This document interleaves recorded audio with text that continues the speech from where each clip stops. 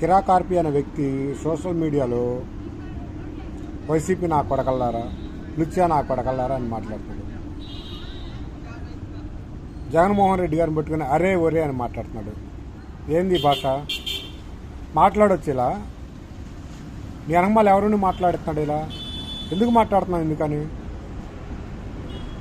మళ్ళీ అసెంబ్లీలో సోషల్ మీడియాలో బూతులు మాట్లాడుతున్నారు, ఎత్తపడితే వ్యక్తిగతంగా మాట్లాడుతున్నారని మాట్లాడుతున్నారు. నీ మీద ఎందుకు చర్యలు తీసుకోవట్లేదు? నువ్వు ఈ రకంగా మాట్లాడుతున్నావు కానీ నీ అనమాలు ఎవరు చేపుతున్నారు ఇవన్నీ?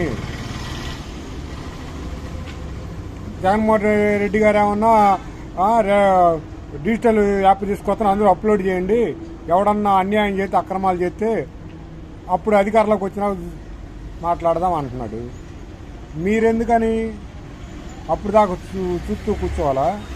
ఈ రకం మాట్లాడే వ్యక్తుల్ని పట్టించుకోదా గవర్నమెంట్? కేవలం టీడీపీ వాళ్ళని అంటేనే కేసులు పెట్టి జైల్లో పంపిస్తారా కేసులు కట్టి? మరి వైసీపీలో ఈ రకం మాట్లాడుతున్న కిరాకార్పి మీద ఎందుకు యాక్షన్ తీసుకోవట్లేదు?